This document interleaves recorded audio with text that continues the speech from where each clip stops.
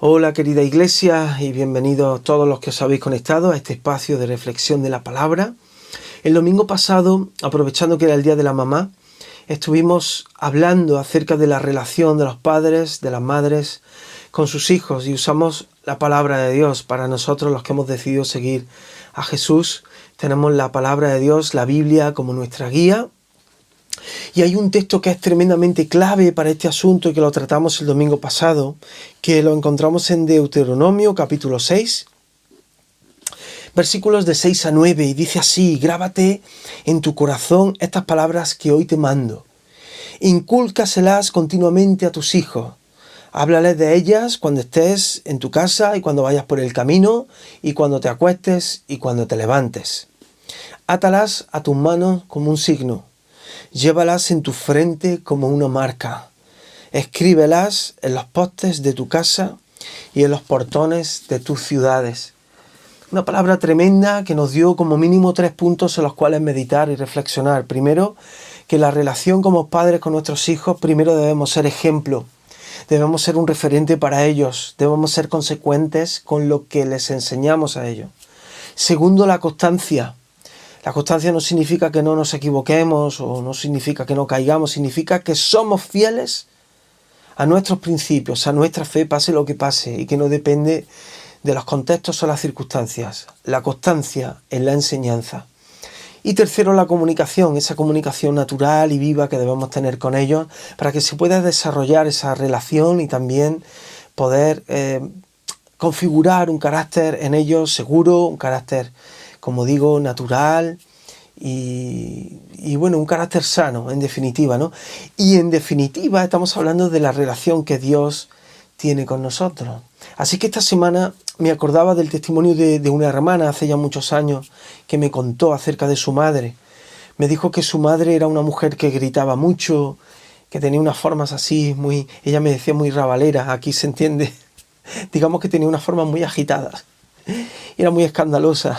Y dice que su madre cuando tuvo su encuentro con Jesús inició un proceso de cambio increíble. Con el tiempo empezó a dejar de gritar, empezó a hablar de una manera mucho más calmada, incluso a la hora de enfrentar cualquier problema, incluso dando consejos. Bueno, dice, dio un cambio absolutamente increíble, ¿no?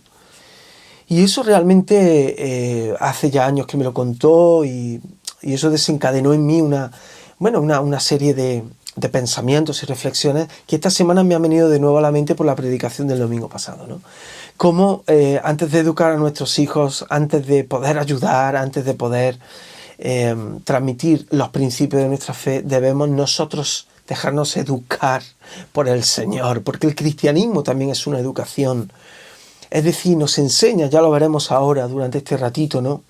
Pero no cristianismo como religión, como formas que agarramos y queremos poner en práctica simplemente por forma, o cosas que tenemos que cumplir, sino como una relación, parte de una relación viva y natural con nuestro Dios.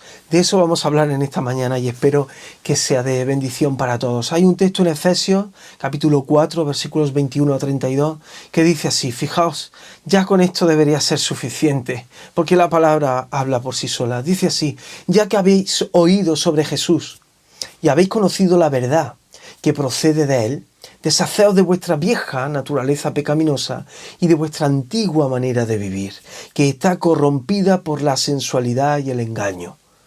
Y en cambio, dejad que el Espíritu os renueve los pensamientos y las actitudes. Poneos la nueva naturaleza, creada para ser a la semejanza de Dios, quien es verdaderamente justo y santo. Así que dejad de decir mentiras. Digamos siempre la verdad a todos, porque todos somos miembros de un mismo cuerpo. Además, no pequéis al dejar que el enojo os controle. No permitáis que el sol se ponga mientras seguís enojados, porque el enojo da lugar al diablo. Si eres ladrón, deja de robar. En cambio, usa tus manos en un buen trabajo, digno, y luego comparte generosamente con los que tienen necesidad. No empleéis un lenguaje grosero ni ofensivo, que todo lo que digáis sea bueno y útil, a fin de que vuestras palabras resulten de estímulo para quienes las oigan. No entristezcáis al Espíritu Santo de Dios con la forma en que vivís. Recordad que Él os identificó como suyos. y así os ha garantizado que seréis salvos el día de la redención. Libraos de toda amargura, furia, enojo, palabras ásperas, calumnias y toda clase de mala conducta. Por el contrario, sed amables unos con otros. Sed de buen corazón y perdonaos unos a otros, tal como Dios os ha perdonado a vosotros por medio de Cristo. De nuevo, Efesios 4, 21 a 32. ¡Qué palabra! El nuevo nacimiento de Cristo debe reflejarse en nuestro comportamiento cotidiano. Cotidiano, no solo en momentos, ni en etapas, ni en tiempos.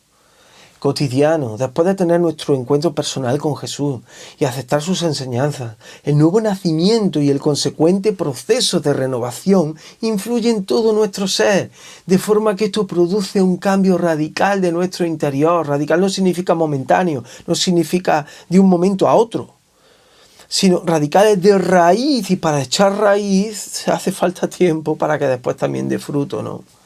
Así que produce un cambio radical de nuestro interior con una nueva esperanza, como dice Pedro en su primera epístola, capítulo 1, versículo 23. Dios nos hizo renacer para una esperanza viva. El término conversión significa volverse a Dios. Cuando decimos se convirtió, me convertí, significa se volvió a Dios, yo me volví a Dios.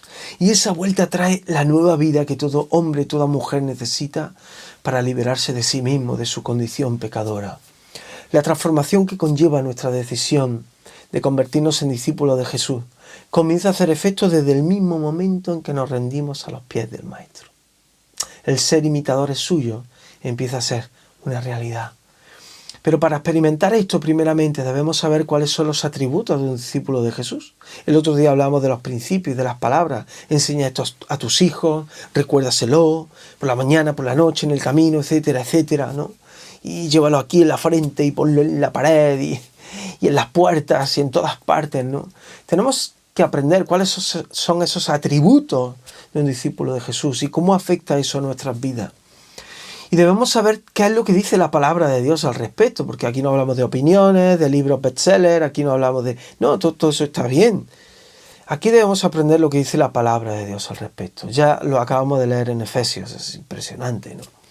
Pero de forma que no quede duda alguna de la importancia y de la realidad de lo que estamos hablando, ¿vale? Así que lo primero que vamos a ver son los atributos de un discípulo de Jesús.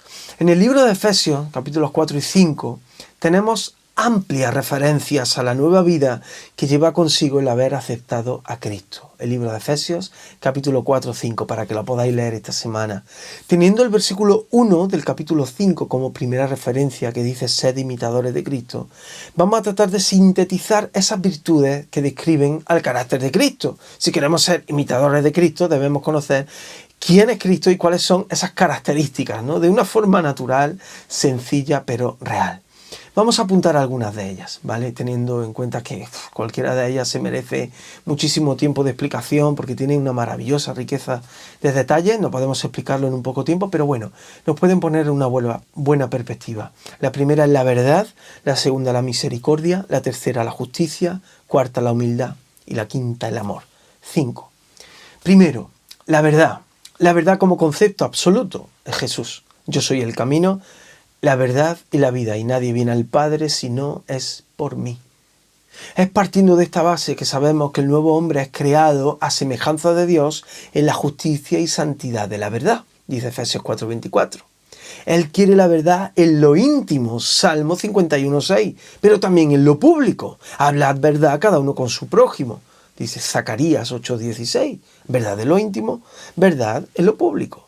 También dice en 1 de Juan 3, 18-19, que nuestro amor no quede solo en palabras. Mostremos la verdad por medio de nuestras acciones. El ejemplo. Nuestras acciones demostrarán que pertenecemos a la verdad. Entonces estaremos confiados cuando estemos delante de Dios. Ser veraces es haber conocido la verdad y vivir en ella. La verdad. Seguimos. La misericordia. Jesús personifica la misericordia de Dios como nadie más en toda la historia de la humanidad. Su forma compasiva de entender el sufrimiento humano, las necesidades de cada uno. Es de tal magnitud que si intentáramos vivir conforme a ese sublime modelo, nuestra vida cambiaría por completo. y traería consecuencias preciosas para los que nos rodean. Bueno, esa es nuestra idea, ¿verdad? Ese es nuestro propósito también. Las palabras de Jesús: id pues y aprended qué significa misericordia quiero y no sacrificio, Mateo 9:13, y que vuelve a repetir más adelante en Mateo 12:7. Nos recuerda que con misericordia y verdad se expía la falta, dice en Proverbios 16:6. Es decir, misericordia quiero y no sacrificio, un corazón quebrantado, lleno de amor por los demás, una misericordia que hemos recibido y ahora nosotros damos a los demás. Un corazón completamente abierto, un corazón quebrantado, un corazón que está siendo sanado y a la vez sana las heridas de los demás. Misericordia. Nos recuerda, como he dicho, que con misericordia y verdad se expía la falta. Es tremendo, ¿verdad? No se expía la falta haciendo promesas, no se expía la falta llevando a cabo sacrificios, no, se expía la falta viviendo en la verdad y con misericordia. Y no con actitudes religiosas como si fuera una obligación que no parte de un corazón humillado delante de Dios. Y esto debería llevarnos a decir, como dijo el salmista, desde lo más profundo de nuestro corazón: porque mejor es tu misericordia que la vida. Mis labios te alabarán. Salmos 63:3. Su misericordia. Tercero, la justicia. El trato de Dios con el hombre es perfecto en su justicia aplicada. Él no hace distinción de personas. Hechos 10:34. Aunque el hombre se empeñe en lo contrario. La justicia de Dios no solo regula y juzga los actos del hombre como tales, sino que es mucho más profunda. Llega hasta sus pensamientos, nuestros pensamientos y lo que hay en nuestro corazón. Nosotros tendemos a juzgar por lo que vemos. Dios lo hace por lo que somos. Va mucho más allá. Él ve culpabilidad no solo en el que asesina, sino el que se enoja con su hermano, dice Mateo 5:21-26. El adulterio no es solo una forma práctica de infidelidad y traición, sino que desde el mismo pensamiento nuestros malos deseos son juzgados, Mateo 5:27-30. No solamente se juzga la falsedad, sino la falta constante de veracidad. Mateo 5:33-37. ¿Vemos la diferencia? La diferencia es el equilibrio que Dios pone en la balanza. Eso es justicia. Nosotros es lo que vemos, Él es lo que somos desde dentro. Dios es y hace justicia en todo. Por lo tanto, todo aquel que no practica justicia no es de Dios. Primera de Juan 3:10. La humildad. Aprended de mí que soy manso y humilde de corazón. Mateo 11:29. La propia misión de Cristo deja claro que uno de los atributos más en desacuerdo con el mundo es la humildad. Él mismo nos dijo: como el Hijo del Hombre no vino para ser servido, sino para servir y dar su vida en rescate por muchos. Mateo 20:20-27. Y la palabra dice en Filipenses 2:7-8, dice: Jesús se humilló tomando forma de siervo, hecho semejante a los hombres, obedeciendo hasta la muerte y muerte de cruz. La humildad, al igual que la mansedumbre, siempre es objeto de burla, considerándola como un signo de debilidad, de cobardía e incluso de esclavitud hacia otros. ¿Sabéis por qué? ¿Sabéis por qué la humildad está tan mal considerada? Porque atenta contra nuestro orgullo. Por eso, el original, que viene de humus, significa el servir, significa el someterse, pero el servir. Pero es en la humillación ante Dios que el cristiano encuentra su fuerza y su visión. Persigamos esta visión y que puedan reconocer en nosotros, así como en Pedro y Juan, que hemos estado con Jesús. La humildad. Y quinto, el amor. Ya he dicho, podríamos seguir así hasta, ya estaremos así toda la eternidad, disfrutando de ello. El amor. El Señor Jesucristo resumió los mandamientos de Dios en 2. Amarás al Señor con todo tu corazón y amarás a tu prójimo como a ti mismo. Mateo 22:38-40. El amor es el elemento indispensable e irreemplazable en los mandamientos que Jesús dio a sus discípulos. Estos mando que os améis unos a otros. Juan 15:17. Podemos decir muchas cosas sobre el amor, muchas cosas, todo lo que queramos, pero me gustaría ir directamente con la clave de este concepto. Este es mi mandamiento, que os améis los unos a los otros. Acabamos de leer, ¿verdad? Seguimos. Como yo os he amado. No dice que nos amemos unos a los otros según las circunstancias, según la capacidad que tengamos de amar, según si nos cae mejor el que tenemos enfrente o no. No nos dice que demos trocitos de amor, no nos dice que adaptemos el amor dependiendo de, no, como yo os he amado y cómo nos amó Cristo. Se dio a sí mismo por nosotros, con un espíritu de entrega, de servicio, con misericordia, con compasión, con dedicación, con sacrificio, con justicia. La visión de Cristo sobre el amor era tan completa que incluyó a los enemigos como otro deber más a la hora de poner en práctica el amor. Mateo 5, 43, 44, yo os digo, amad a vuestros enemigos y orad por los que os persiguen. Tremendo, ¿verdad? Tremendo, y en estos tiempos de convulsión política, tantos insultos, tanta calumnia, tanto ataque.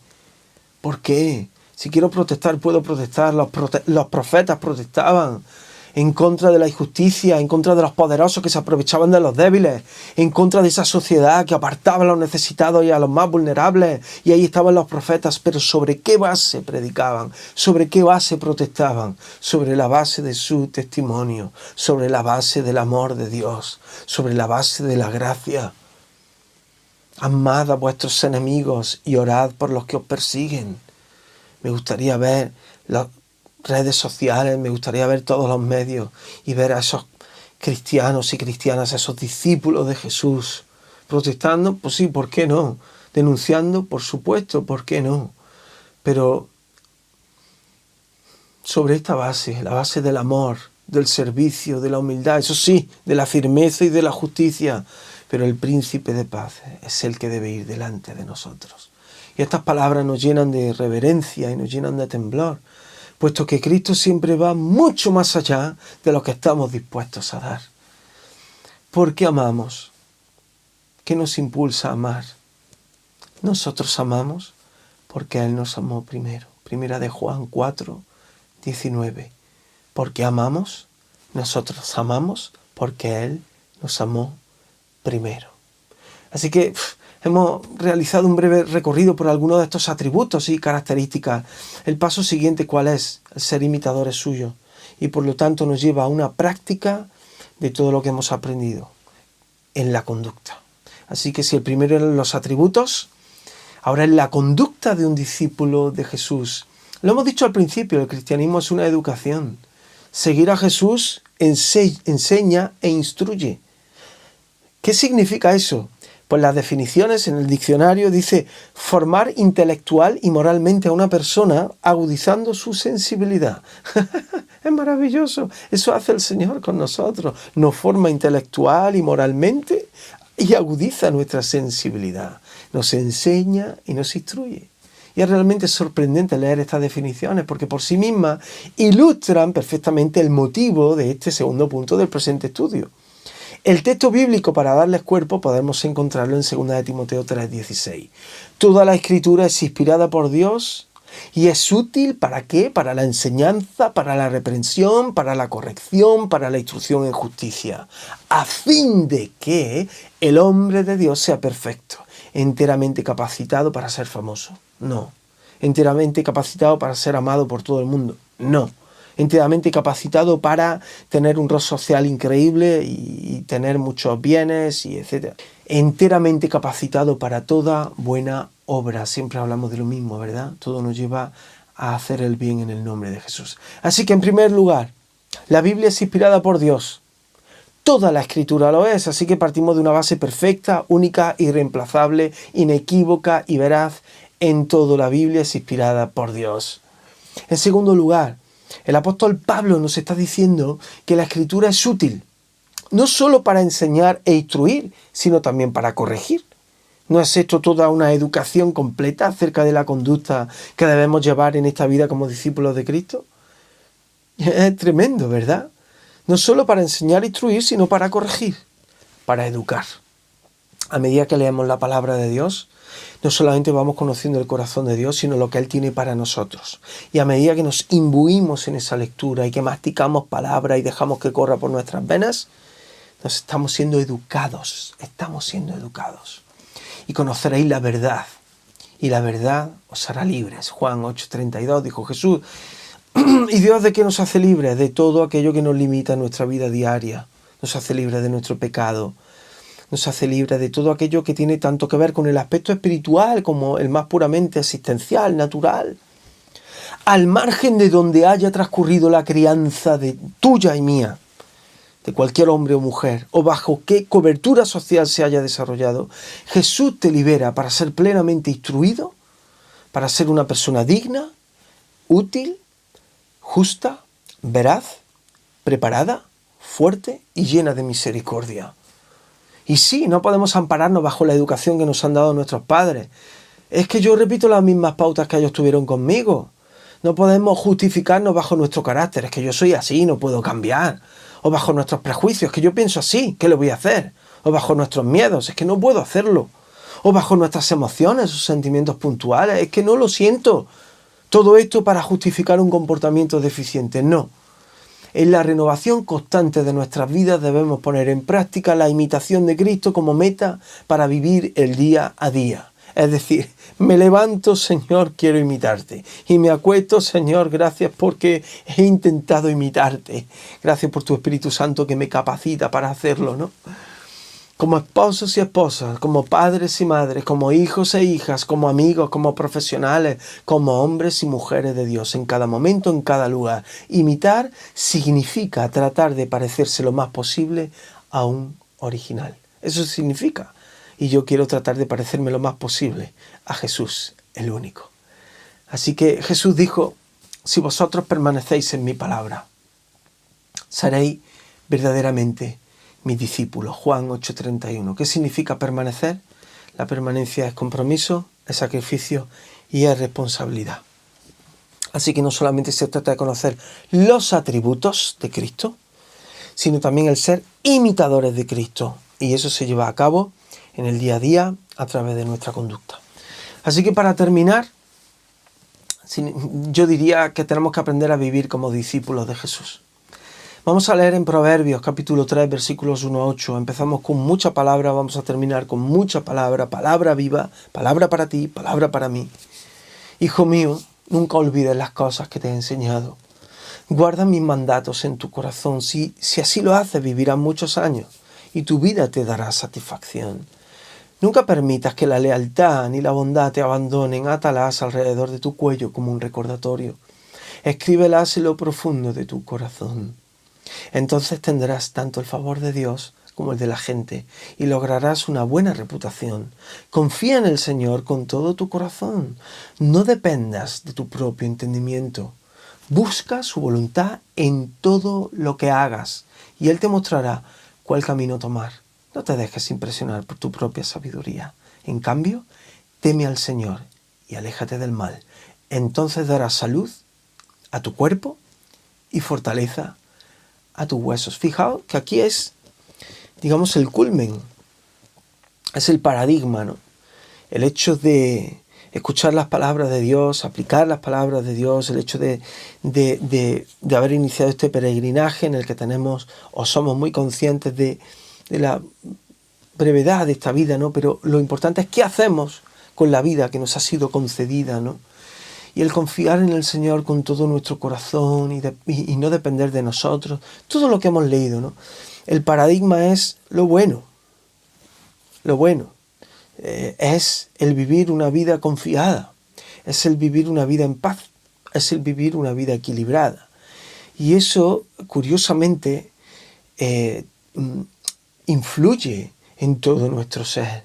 Hay personas cuya amargura les lleva a corromperse, a corroerse y corromperse, ¿no? Y incluso a enfermar, ¿no? Hay personas que viven con rencores, hay personas que viven sin haber perdonado, hay personas que viven aferradas a su dinero y a sus bienes materiales o a sus roles, personas que están ahí agarradas y viven una vida esclavizada, personas también que se dejan llevar por sus anhelos humanos, los placeres de la vida, etcétera, etcétera. No se puede vivir así en paz. No se puede construir así una vida con sentido. No se puede así construir absolutamente nada. Como personas, como seres humanos, alejados de Dios, estamos condenados al fracaso. Y cuando leemos un texto como este, dice, entonces tendrás el favor de Dios. Yo quiero tener el favor de Dios. Yo quiero que Él dé salud a mi cuerpo y fortaleza mis huesos. Sí, aunque enferme, pero a veces esa salud y esa fortaleza es interior, es ese peso de gloria que se va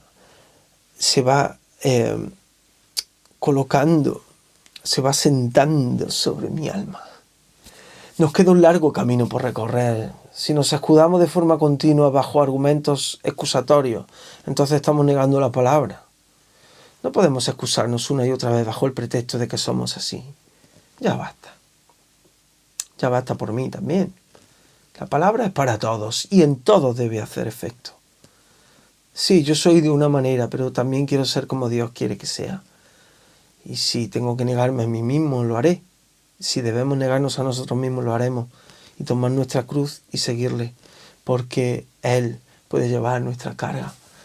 La puntualidad, la cortesía, la atención por los demás, la firmeza, la honestidad, el dominio propio.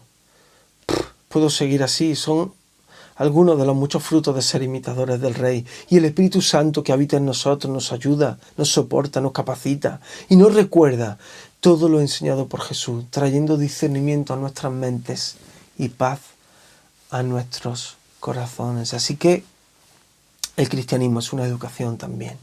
Vuelvo a repetir, no como una religión, no como unas formas aprendidas, no como una obligación de cosas que tenemos que hacer, no, sino como una relación pura y viva con nuestro Dios, con nuestro papá, Abba Padre, que nos conoce mejor que nadie, que sabe mejor que nadie lo que necesitamos. Escuchemos su voz.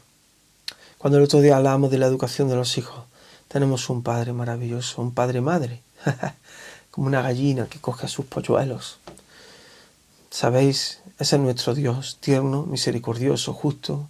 Es un Dios lleno de compasión, es un Dios creativo, es un Dios firme. Miremos a Jesús.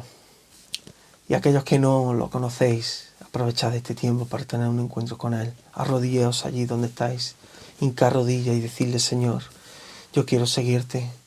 Yo quiero entrar en esta dinámica, en este camino, en esta vida, en este propósito, en esta eternidad que empieza ya. Yo quiero seguirte, te pido perdón por mis pecados, te pido perdón, me arrepiento. Ayúdame a levantarme como la persona que tú quieres que sea. Es exactamente eso.